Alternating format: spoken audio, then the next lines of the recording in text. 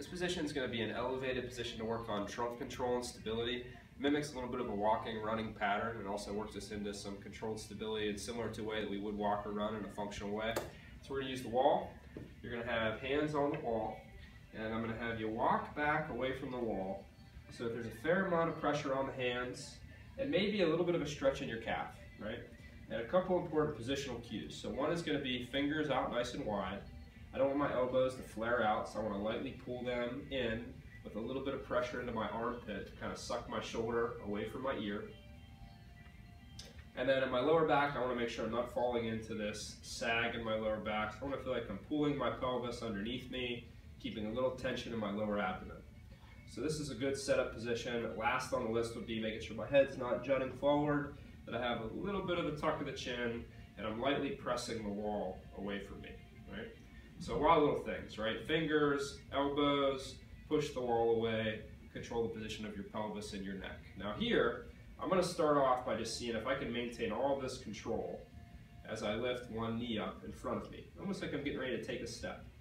So the key here is that as I de-weight one leg, I shouldn't see any shift in my shoulders, my neck, or my trunk. So everything should stay still except for that leg coming off the ground. And I'll hold for 5 seconds, and then I'll come back down. And then I'll try the same thing on the other side, kind of resetting all my positional cues and bringing that knee up, holding for 5 seconds. Now, if this is too hard, if someone has wrist pain or shoulder pain, obviously coming feet closer to the wall will be less pressure on the hands and a little easier.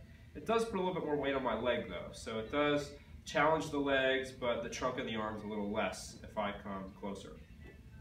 So in this position, if that goes well, then I want to see if I can add in a lift of the opposite hand. So I'll do the same lift of the knee, and then I'll see if I can lift the opposite hand and maintain all that good trunk stability, bring this hand down to my side, and then I'll replace the hand and replace the foot.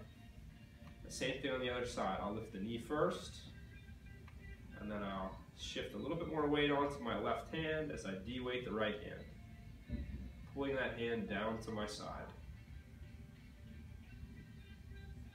Okay, back out.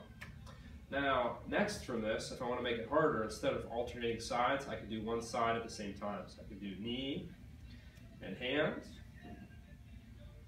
and I can come back and I can just tap, and I'll come right back in. So now I'm working on repetitively loading this diagonal pattern on this right side to my left hip and foot, really focusing on not letting this come up, keeping this downward pull, little external rotation of my shoulder, and maintaining this good trunk stability. Also getting a little bit of fatigue into my left hip and foot as my supporting structures.